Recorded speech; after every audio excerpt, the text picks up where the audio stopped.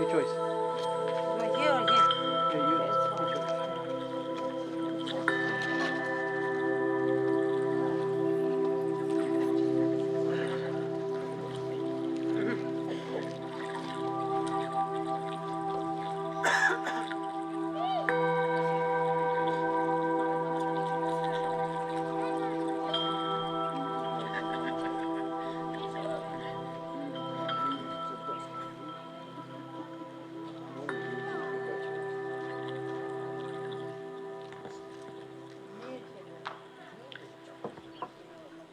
Venerable Gautami, always you have been our guiding light, our beloved mother on the Buddha's blessed path. There are no words to express our love and gratitude to you.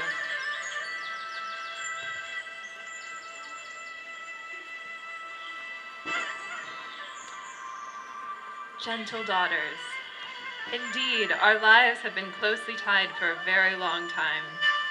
We share many memories and stories. How glorious it has been to share the Buddha's path, this journey to awakening together. It has been my greatest joy to be mother of the Buddha and mother to all of you. Gentle daughters, we have been bound by friendship through a timeless web of existence, our lives interwoven through countless lifetimes. Why? Because long ago, each of us aspired to supreme awakening, and since that time, we have traveled the journey of awakening together. It began 100,000 world cycles ago, during the era of the Blessed Buddha Padmamutra. At that time, in the village of Hamsavati, I was born into a noble's family. We were quite wealthy and prosperous, with many servants. One day, I was out walking with my father, attended by a retinue of 500 female slaves. At that time, the Blessed One, brilliant as the autumn sun, like the king of gods, was raining forth a cloud of Dharma teachings to all the townsfolk and a retinue of female and male monastics. My mind was instantly gladdened, uplifted by his voice. Seated directly in front of him was an elderly nun who was his aunt, his mother's sister. She was speaking softly to him in words I could not hear. What he then said set my heart ablaze. His words pierced me like an arrow. Addressing all of us, the Blessed One deemed his elderly aunt foremost in seniority and appointed her the chief of nuns. A clear, joyous aspiration awakened in me, and in that moment I vowed one day to acquire that rank and distinction for myself in the service of a future Buddha. For one whole week I made heartfelt, generous offerings of clothing, food, and medicines to the Blessed One in the monastic assembly, all the while fervently praying for the realization of my aspiration. Finally, trembling but determined, I fell prostrate at the Blessed One's feet and voiced my aspiration directly to him. Once again, he was addressing a gathering of all the townsfolk and monastics. Turning to me, Buddha Padmutra reached down and, taking my hand, lifted me to my feet. I can still hear his voice and feel the reverberation of his words as he affirmed my aspiration and announced the following prophecy. I shall tell you of this young girl who has fed the world's leader and his assembly for 7 days. Hear my words. 100,000 world cycles from now, there will be reborn in the world the teacher who will be named Gautama. Through his lineage, a descendant of the Okaka clan. At that time, there will be a disciple of the teacher named Gautami, who will be an heir to the doctrine, a legitimate offspring of the doctrine. This one will be the aunt of that Buddha, a foster mother his entire life, and she will obtain preeminence for long standing among the nuns. How I rejoiced when I heard his words! For the rest of my life, I piously served Blessed Buddha Padmamutra and his assembly and carefully guarded my virtue. So you see, dear sisters, after countless lifetimes of prayer and good deeds, my aspiration has finally come to fruition, and so has yours. You were my father's 500 servants who witnessed Buddha Padmutra's consecration of his aunt as chief of nuns. You were there too when he made the prophecy that one day I would achieve that position and become aunt and foster mother of the future Shakyamuni Buddha. At that time, all of you too made the aspiration in your hearts to awaken and be free, and so our journey together began. How fortunate that we have achieved our goal! Here we are now, sharing the precious Dharma in this era of the glorious Shakyamuni Buddha. Long have we journeyed together, practicing generosity and moral conduct with the goal of complete liberation from slavery and samsara. Now in this last lifetime together, we have attained the supreme good fortune and precious human conditions to be disciples of Shakyamuni Buddha. He alone teaches the way to the final freedom we seek. Let us rejoice in our good fortune. Sadhu.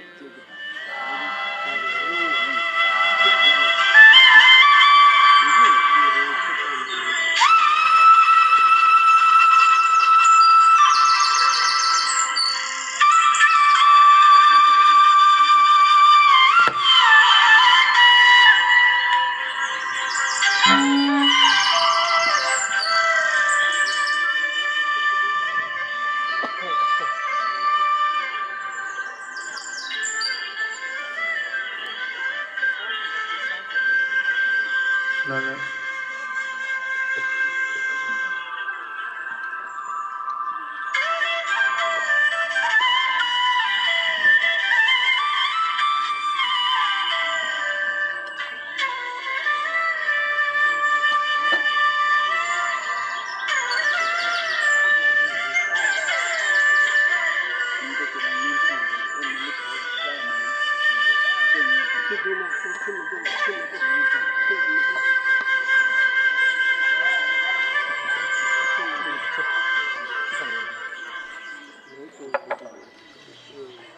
Mahaprajapati's journey to become the nun appointed by the Buddha himself as foremost in seniority spanned for many lifetimes.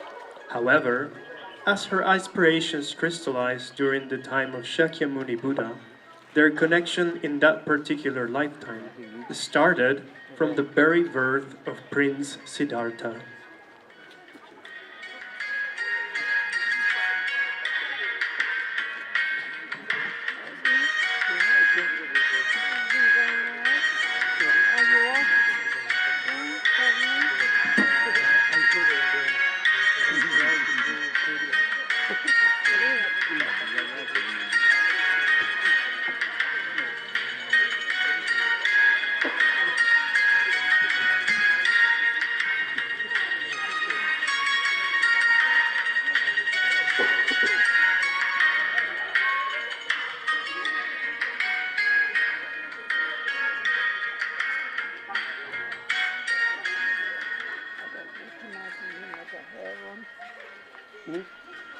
The time has finally come.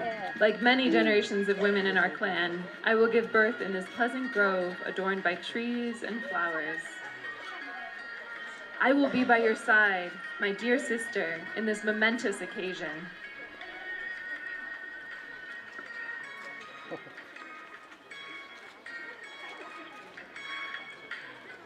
It was here, under the protection of the goddess Abhaya Devi, as embodied by a sacred cell tree, with her sister by her side and surrounded by her female attendants, that Queen Mahamaya would give birth to the Bodhisattva Siddhartha, supreme in this world, who would later be known as Shakyamuni Buddha.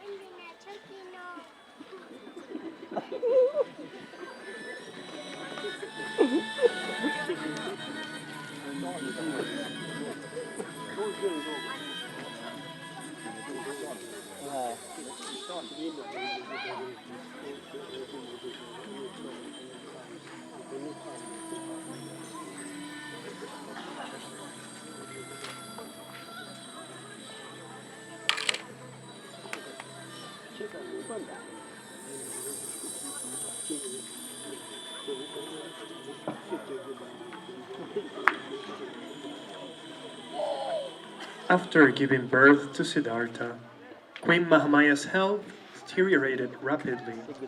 By the seventh day, the queen had realized that she was on the verge of dying.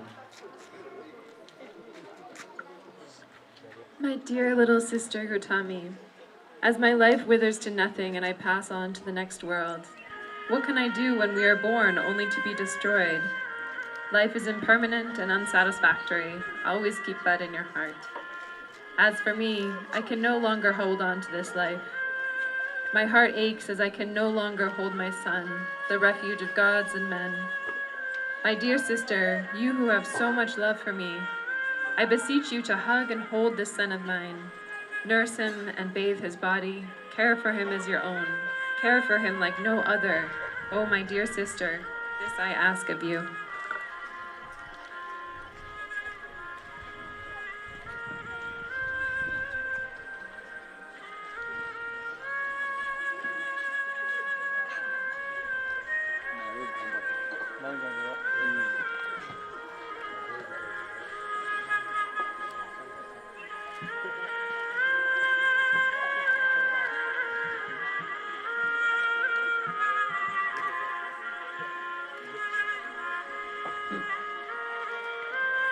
My dear sister, our wonderful queen, you have been taken by impermanence. From now on, I vow to care for this child. I will nourish his body, his mind, and his heart, and will give him all my love as if he were my own.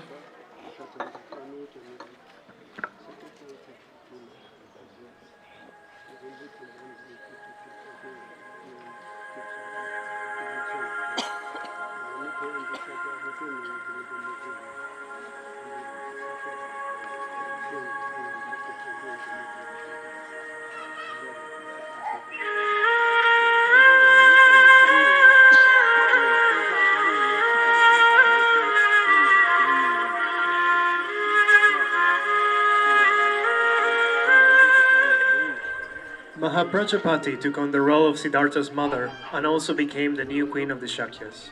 With that came myriad of tasks and responsibilities that she needed to fulfill.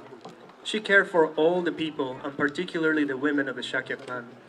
Along with King Suddhodana, she was the one who presented Siddhartha to the seers, who prophesied that the child would become either a universal monarch or an enlightened being. She took Siddhartha to the temple and overlooked his upbringing and training. From his side, Siddhartha regarded Mahaprajapati as his mother and referred to her as such. The bond between them grew strong and virtuous. Siddhartha quickly grew to be a handsome and powerful young man, filled with a natural sense of kindness and compassion. When he was of age, Mahaprajapati organized a reception with all the young women in Kapilavastu, where Siddhartha chose Yashodhara to become his wife. Mahaprajapati was always supportive of Yashodhara and instructed her on how to be a proper princess. Siddhartha, however, never felt quite at ease in the role of a prince and always kept his spiritual pursuit in mind. He became progressively disillusioned with the palace life, and after having witnessed the four passing sights, Siddhartha finally determined to leave the kingdom. Knowing this, due to her close proximity with her son and abiding by her responsibilities as a queen, Mahaprajapati did all she could to keep Siddhartha from going away. Nothing worked, of course, and the prince takes off in the middle of the night on horseback, guided by his trusted charioteer Chandaka.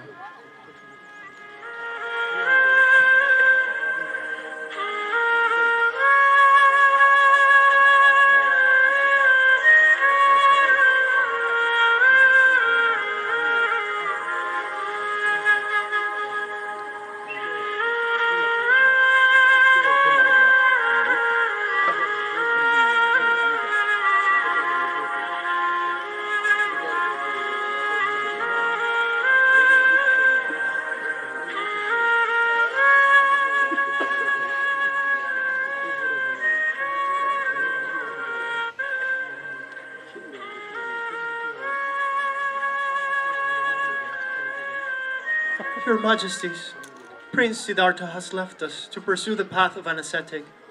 He has asked me to present you with these ornaments to ask you to have faith in him. He has gone forth not to avoid his responsibilities, but rather for all of our benefit and for the benefit of all sentient beings. My son!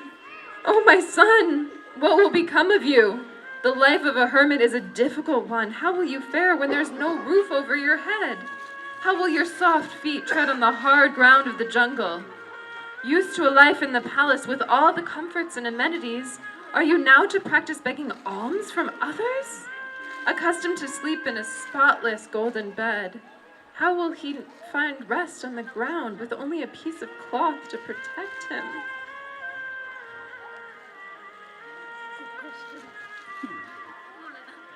Thus, Mahaprajapati was heartbroken by the departure of her son, she had cared for so much during all his life.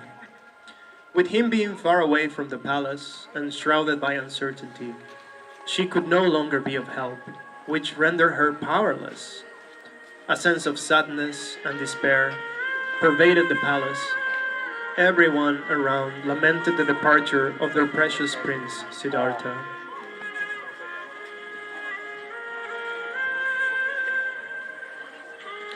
Despite all the emotional turmoil that Siddhartha's departure had caused in the court of the king Suddhodana, he eventually attained his goal. After overcoming many hardships and dedicating himself wholeheartedly to his spiritual practice, he became fully enlightened and would eventually come to be known as the Buddha, the one who was awakened. Word of his attainment started to spread far and wide around the kingdom of Magadha, and eventually reached the ears of King Suddhodana in the Shakya kingdom, who swiftly dispatched a messenger to invite the Buddha to come back to the palace he had left 12 years ago. The Buddha accepted the invitation. Overjoyed, King Suddhodana orders his ministers to prepare a reception on the ground of Nigrodha Grove, and instructs the streets of Kapilavastu to be decorated with the most exquisite banners and flowers.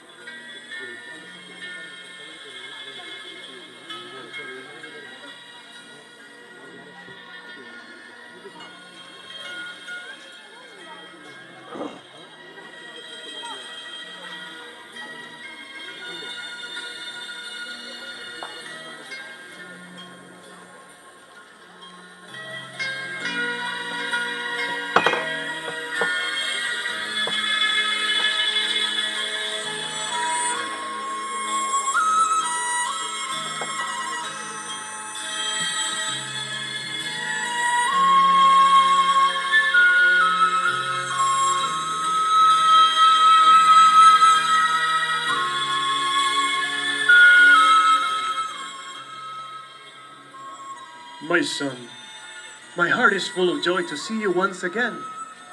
These past years have been very difficult due to your absence. I was certainly hoping that you would come to the palace to see your family first. Who could have guessed that you would instead go begging in the city? Why didn't you come to eat at the palace? Father, I am not alone. I have traveled with a large community, the community of monks. I too am a monk. Unlike other monks, I beg for food. But must you beg for food in such poor dwellings such as these around here? No one in the history of the Shakya clan has ever done such a thing. Dear Father, my behavior and allegiance no longer come from the family bloodlines, but from the karmic ancestry and that of the enlightened Buddhas. I am no longer beholden to the Shakya clan, but to the Buddha clan. On my path, all are considered equal. Everyone, no matter how poor he is, can attain liberation and enlightenment. Begging does not demean my own dignity. It recognizes the inherent dignity of all people.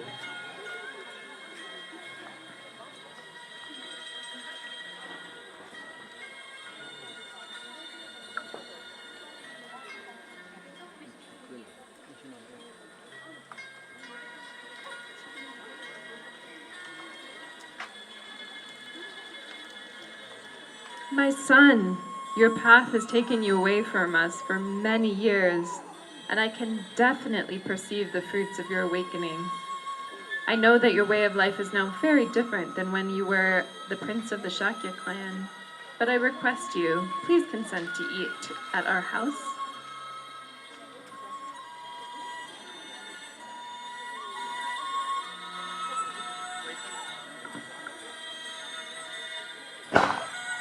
With her usual attention to detail and enthusiasm, just as the king had Kapilavastu decorated in welcome, Mahaprajapati had her house swept top to bottom, draped in fine cloth, strewn with heaps of flowers, made fragrant with the finest incense, worthy seat especially arranged for her son, with careful attention to seating arrangement according to the rank of the attending monks. The Buddha and his retinue arrived dressed in simple mendicant robes, holding their alms bowls, even though Mahaprajapati was the queen, always doted on by servants. She serves her guests piously and joyously with her own hands.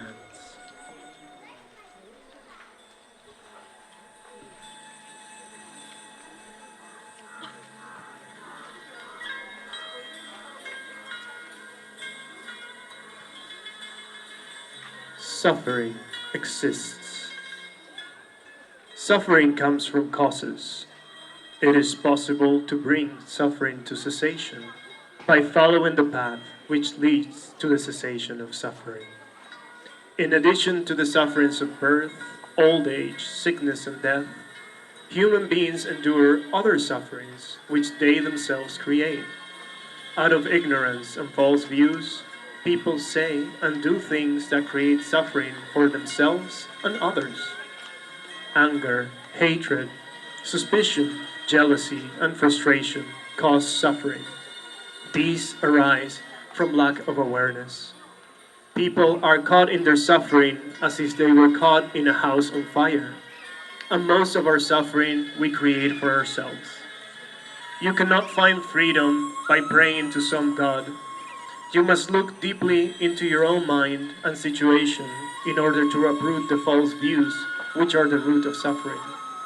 You must find the source of your suffering in order to understand the nature of suffering. Once you have understood the nature of suffering, it can no longer bind you. Only with understanding can we love. All suffering is overcome when we attain understanding. The path of true liberation is the path of understanding. Understanding is wisdom. Such understanding can only come from looking deeply into the true nature of things. The path of precepts, concentration, and wisdom is the path which leads to liberation. While she sat there on her seat, Mahaprajapati won a clear Dharma insight, pure and unsullied into things. Mahaprajapati was struck with the profound understanding and attained stream entry, or the very first stage of the 4 levels of realization leading to arhatship, from which there is no turning back. At that moment, presiding as queen and surrounded by a close-knit community of women, her life had turned inexorably towards the Dharma. Thus, Mahaprajapati was without a doubt the first Shakya woman to become a lay woman practitioner, or upasika.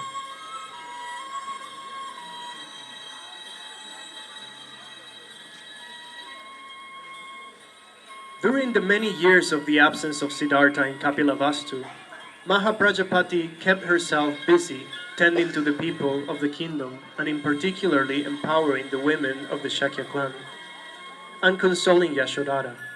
In the meantime, she also poured her heart and soul into weaving a most exquisite golden-colored robe, as worthy to give to her son should he come back one day. She herself with her own hands made the seeds grow with boiled milk. She herself gathered them.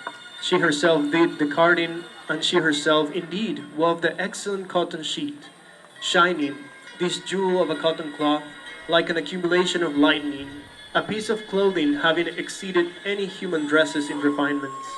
Worthy of the gods, it might go well with the tender, gold-colored skin of the Buddha, the exalted one. O exalted one, since you left home and became a monk, I missed you terribly. Therefore I spun and wove this robe for you with my own hands, with the pure aspiration of being able to offer it to you, the Buddha. I hope sincerely you will look upon me with compassion and receive this golden-colored robe from me. I know that you, my mother, wish with single-hearted devotion to present it to me. But the benevolent love cannot get much merit. If you offer it to the Sangha, it can get much more merit. I know of this matter, and therefore I can advise you thus. I have made this golden-colored cloth especially for you, O venerable one. Please fulfill my wish. Show me some compassion and accept this robe.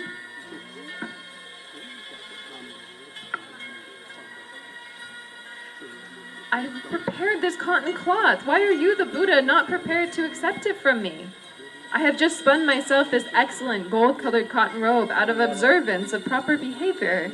You should accept it from me. You should put it on because of me, having recognized the love of a mother.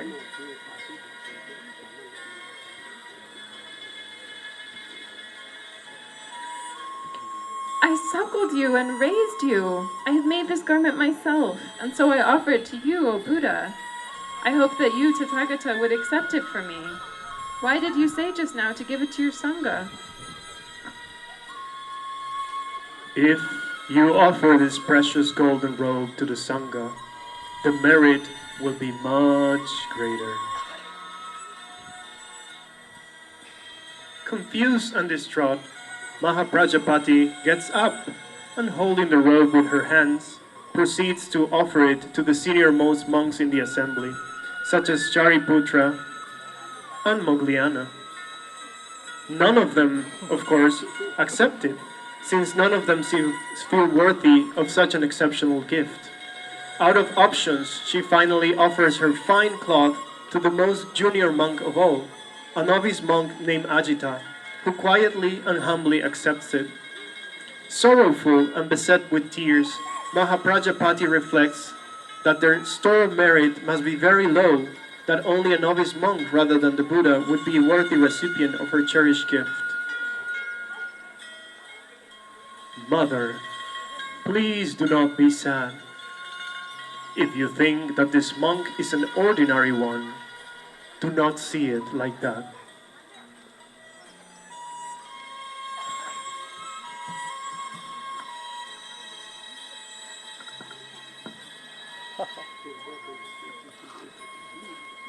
Can any of you retrieve my bowl?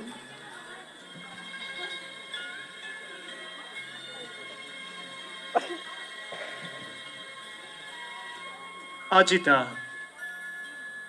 please retrieve my bowl. If I am leading a life of a novice monk in order to attain enlightenment for the benefit of all sentient beings, may the alms bowl of the Tathagata descend into my hands. The bowl did not come to the hands of the Mahashravakas, but to the hands of the novice monk, because he won't become a Shravaka, but a fully enlightened Buddha. In the future, he will become a lion amongst humans, a Buddha who will be known as Maitreya.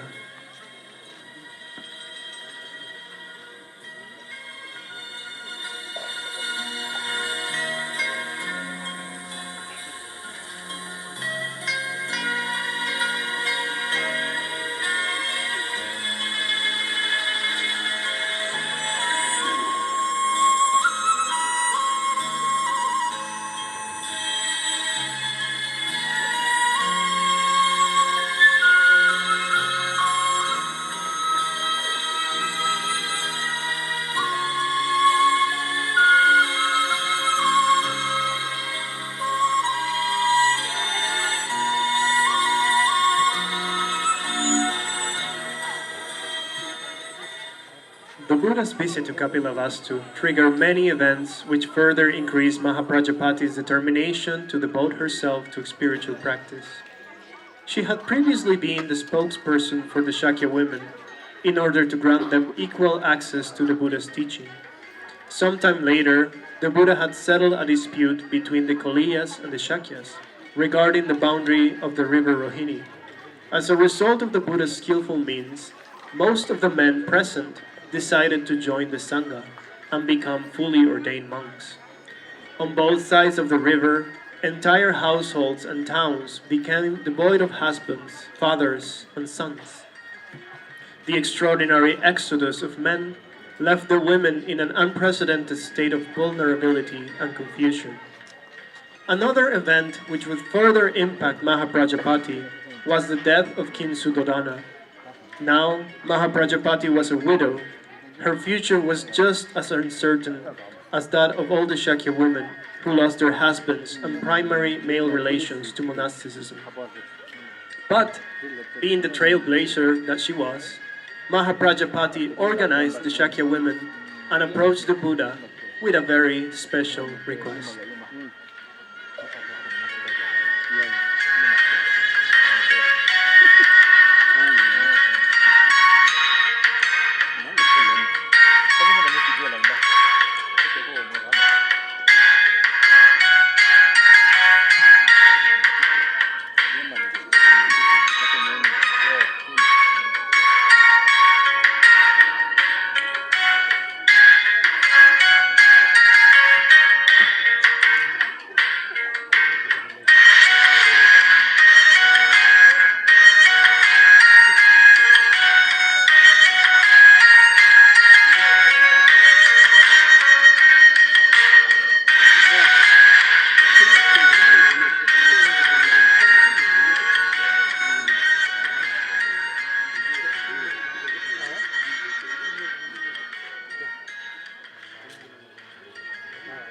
Blessed One, we are here to seek permission to go forth in the Buddha's teaching.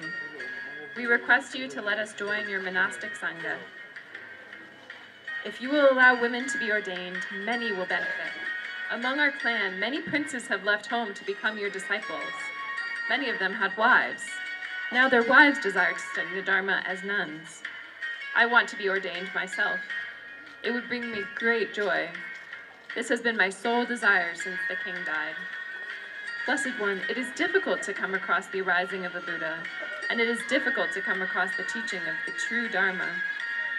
We have the good fortune that a Buddha has appeared in the world and he teaches the Dharma that leads to peace and which leads to the attainment of the deathless state. Blessed One, it would be good if women could obtain the going forth and the higher ordination, the state of being a nun, in the teaching and discipline declared by the Tathagata. Gautami, the time is not ripe for women to join the monastic community. For the time being, you can wear the pure white dress of laywomen. Seek to attain perfection, be pure, chaste, and live virtuously. You will find a lasting reward, blessings, and happiness. The life of a monastic is not an easy one, and it is full of trials and tribulations.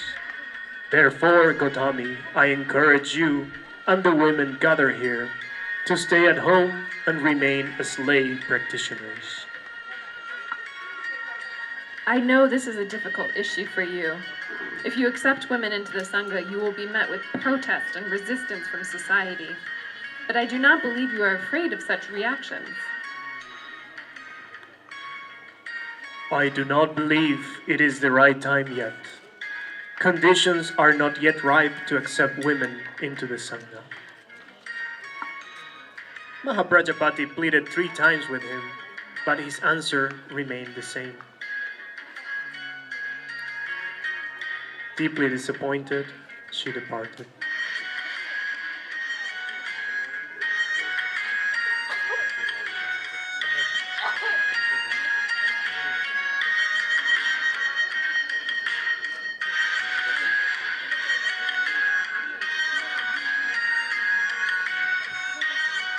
Mahaprajapati was truly determined. And in this particular case, she wouldn't take no for an answer. She gathered her sisters in the Dharma and instructed them to shave their heads and put on robes, and they would follow the Buddha to Vaishali to extend their petition once more.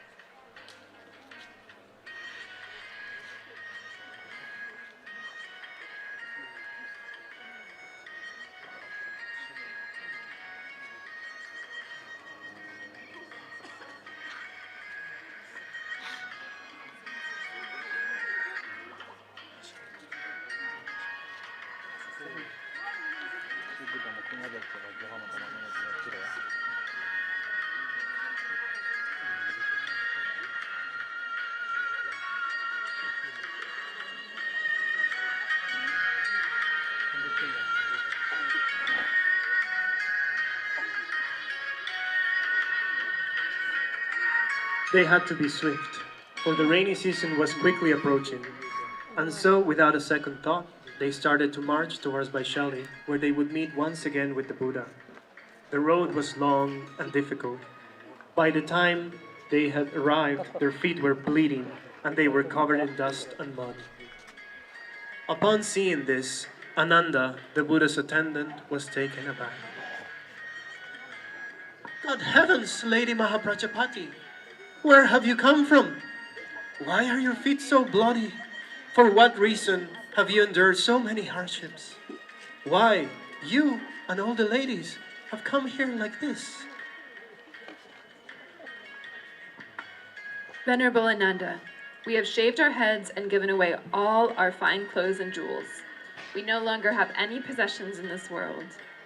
We left Kapilavastu and walked for 15 days, sleeping by the roadsides and begging for our food in small villages along the way. We wish to show that we are capable of living the life of a monastic. We are here to see the Buddha and request ordination from him once again.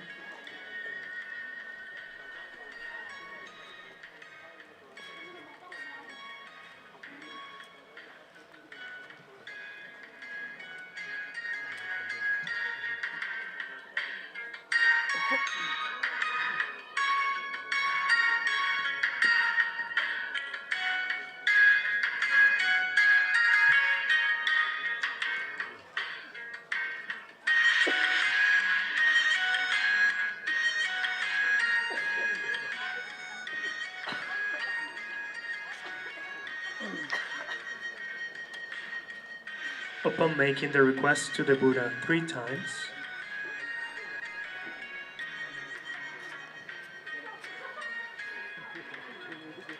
Mahaprajapati is shocked with the response, which is the same as before. Heartbroken, she turns to Ananda as if pleading for help. "Blessed One, how many assemblies did the former Buddhas have?" Former Buddhas, fully awakened ones, had 4 assemblies, namely monks, nuns, laymen, and laywomen. "Lord, is it possible for women who dwell alone, diligent, energetic, and secluded, to realize the fruits of stream enterer, once returner, never returner, and eventually arhatship?" "Beyond a doubt." "Then, why won't you accept women into the Sangha? Lady Mahaprajapati nurtured you and cared for you from the time you were a baby. She has loved you like a son, and now she has shaved her head and renounced all her possessions. She has walked all the way from Kapilavastu to prove that women can endure anything that men can. Please, have compassion and allow her to become ordained along with all these other ladies." "Come, Bhikshuni."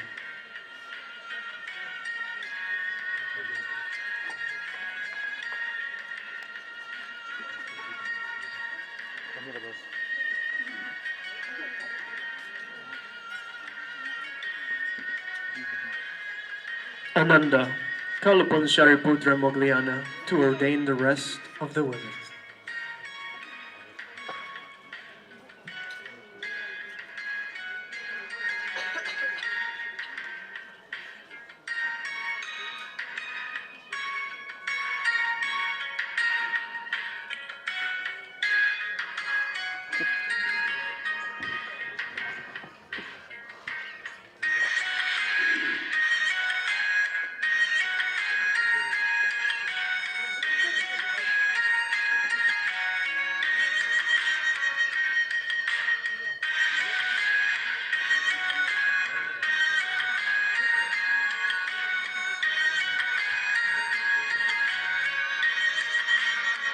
Thus, the fourfold Sangha of monks, nuns, laymen, and laywomen practitioners was finally established.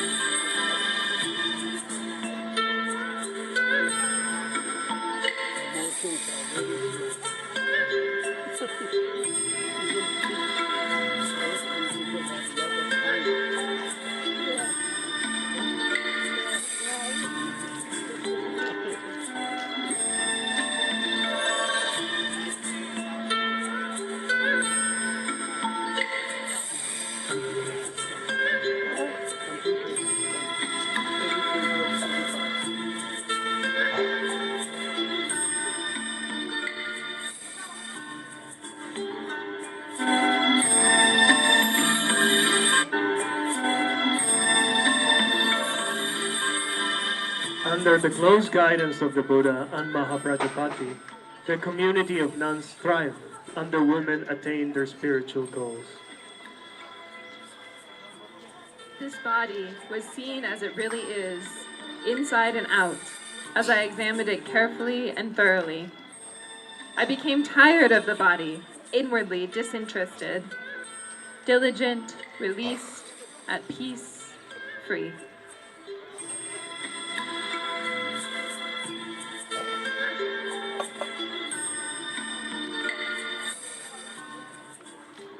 I gave up my house and set forth into homelessness.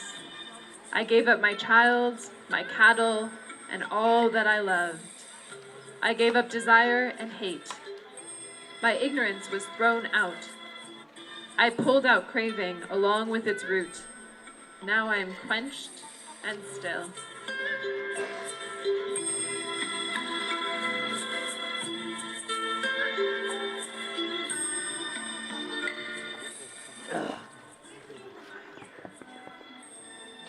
Furrowing fields with plows, sowing seeds in the ground, taking care of wives and children, young men find wealth. So why have I not experienced freedom when I am virtuous and I do what the teacher taught, when I am not lazy and I am calm? While washing my feet, I made the water useful in another way, by concentrating on it, moving from higher ground down. Then I held back my mind, as one would do with a thoroughbred horse, and I took a lamp and went into the hut. First I looked at the bed, then I sat on the couch. I used a needle to pull out the lamp's wick. Just as the lamp went out, my mind was free.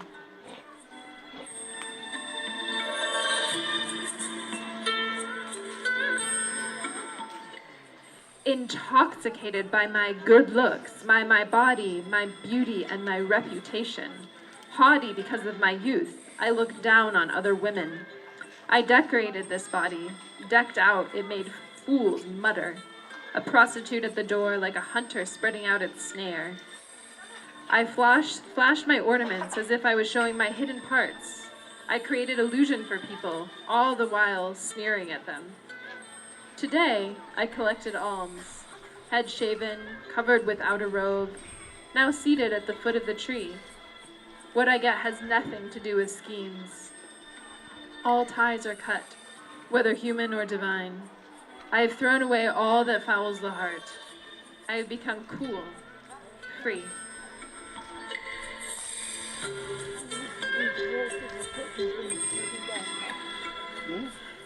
I was born in a good family, with great wealth and many possessions. Good looking, I was Mega's very own daughter. I lived up to my name without compare.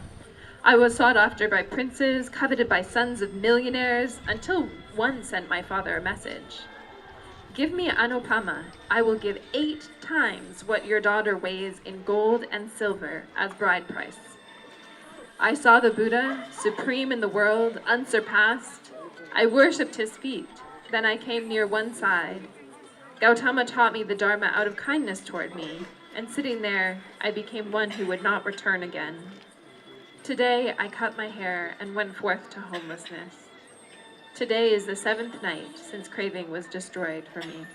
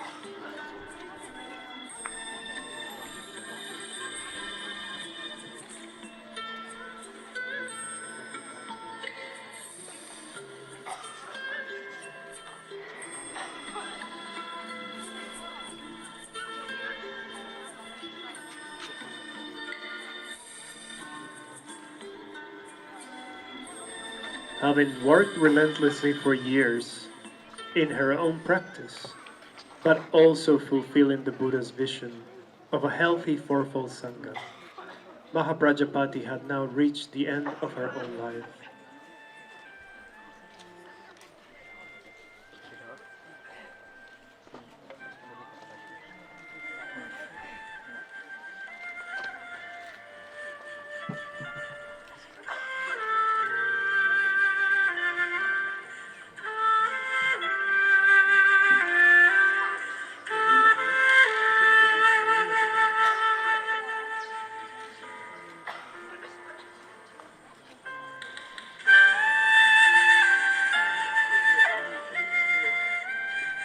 comes over to communicate her decision to pass into nirvana, and the nuns who had ordained with her say that they will do the same.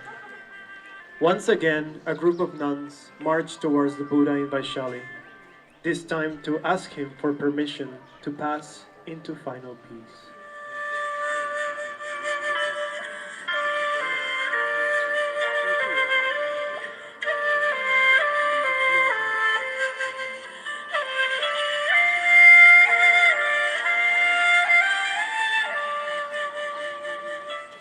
Most venerable one, we have heard word that you plan to leave us and attain the everlasting state of nirvana.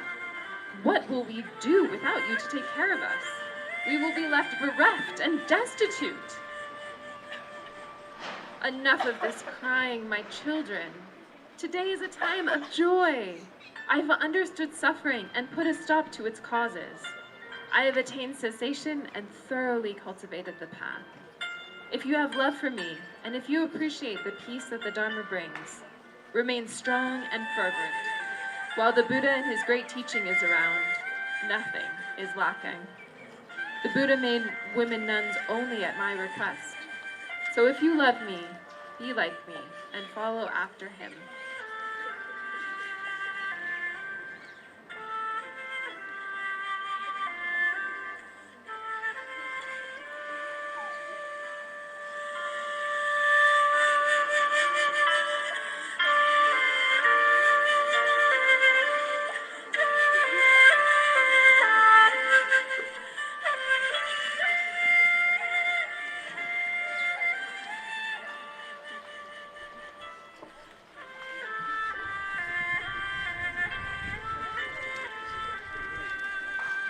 O Blessed One,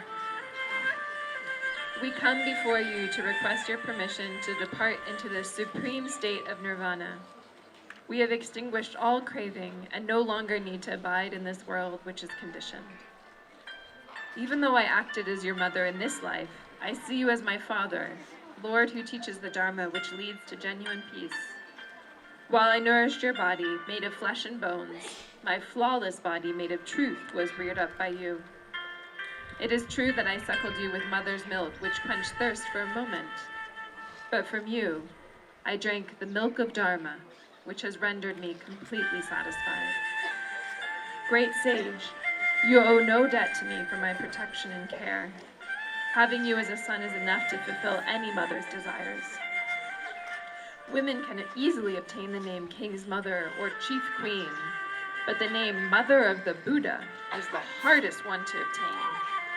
Oh hero, I've obtained that name. I got my wish because of you.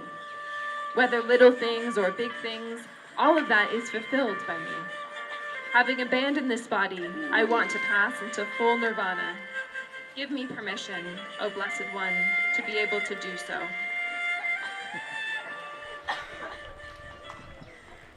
There are fools who doubt that women too can grasp the truth.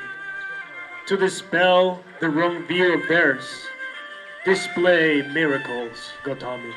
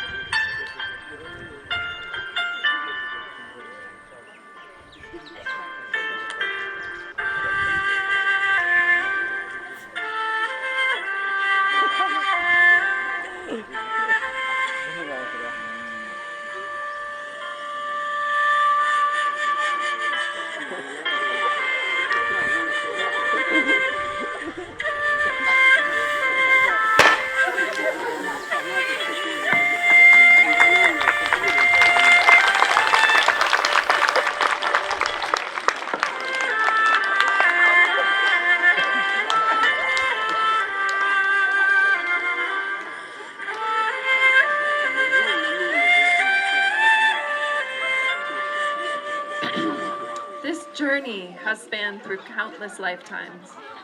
Our virtuous aspirations have brought us together time and time again. Now our karmic journey is complete. Together, we have achieved our long-held wish for awakening through the compassion of the Blessed One.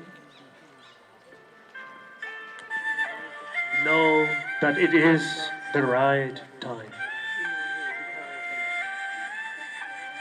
This is my last look at the Lord of the worlds.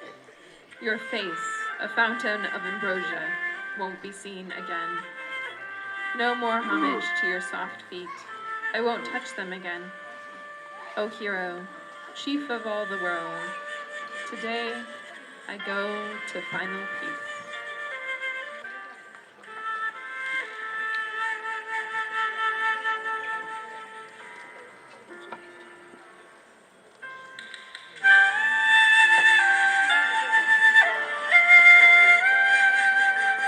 Go now, Ananda. Tell the monks my mother's reached nirvana.